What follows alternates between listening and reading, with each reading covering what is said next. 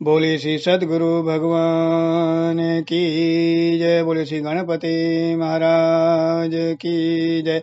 बोले श्री अम्बे मात की जय। बोले श्री गौरी शंकर भगवान की जय। बोले श्री लक्ष्मी नारायण भगवान की जय।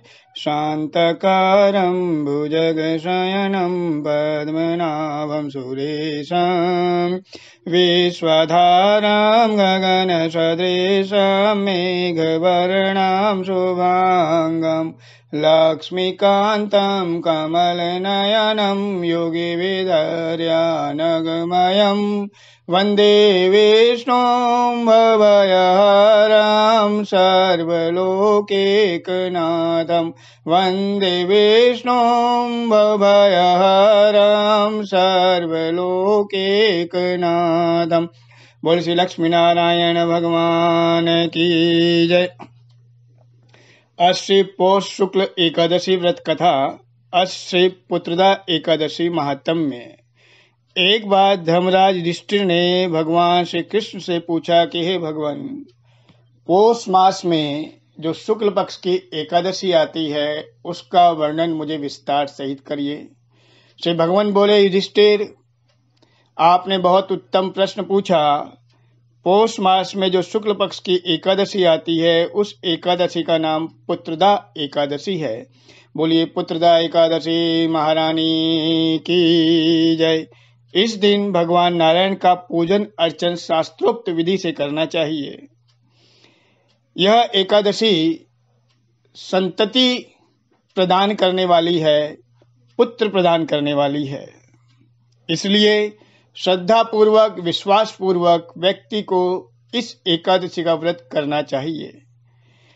इस संदर्भ में एक प्राचीन इतिहास है जो मैं आपको सुनाता हूं, ध्यान से सुनिए। सुंदर भद्रावती नगरी में सुकेतुमान नाम के एक राजा थे। बहुत धार्मिक थे।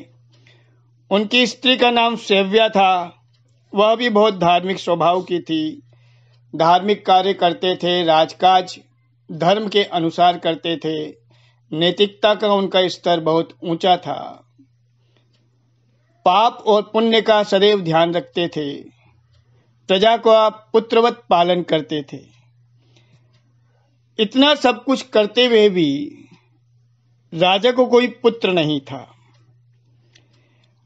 इस कारण से राजा और रानी अत्यंत दुखित रहते थे। राजा के मन में तो कई बार यह विचार भी आता कि मैं अपने शरीर का त्याग कर दूं। इस महान दुख की अवस्था में एक दिन राजा सुकेतुमान अपने घोड़े पर चढ़कर वन में भ्रमण के लिए गए।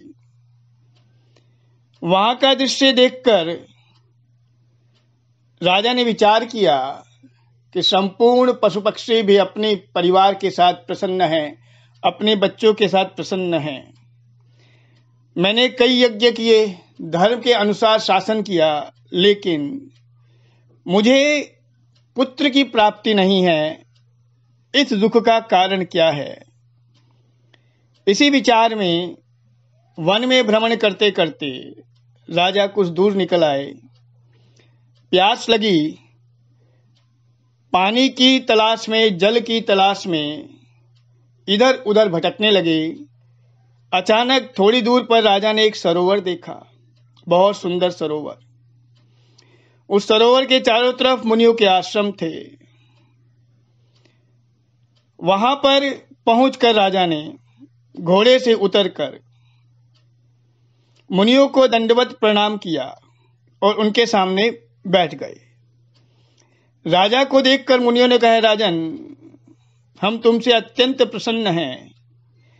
तुम इस जगह पर कैसे आए हो, बताइए। इस पर राजा ने उनसे पूछा, है मुनीश्वर, आप कौन हैं? तो मुनि बोले कि हे राजन,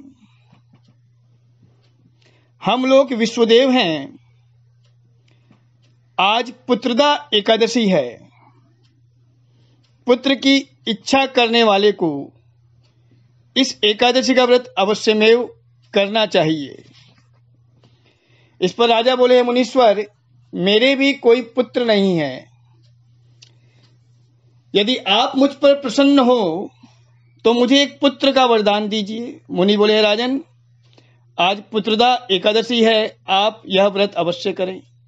भगवान की कृपा से आपको अवश्य ही पुत्र की प्राप्ति होगी।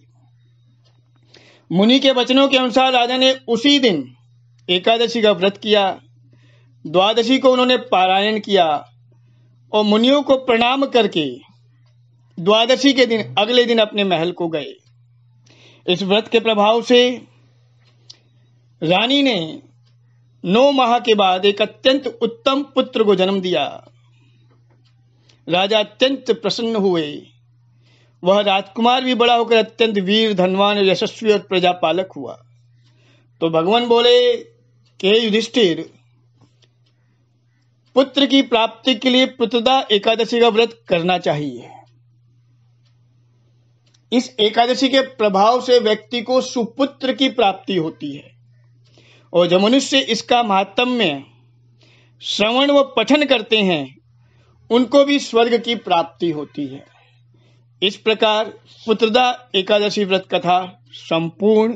बोलिए पुत्रदा एकादशी महारानी की जय। हरि ओम। आह्वानम न जानामि विसर्जनम, पूजां चैव न जानामि संहितां परमेश्वरी, मंत्रहीनं क्रियाहीनं भक्तिहीनं सुरेश्वरी, यत्पूजितं मया देवी परिपूर्णं तदस्तु मे, परिपूर्णं तदस्तु मे, परिपूर्णं तदस्तु मे। जय जय श्री राधे, जय जय श्री राधे, जय जय श्री राधे। श्याम बोली जुगल जोड़ी सरकार की जय। आज के आनंद की जय। श्री विष्णवे नमः, श्री विष्णवे नमः, श्री विष्णवे नमः, श्री हरे नमः, श्री हरे नमः, श्री हरे नमः। बहुत बहुत आभार।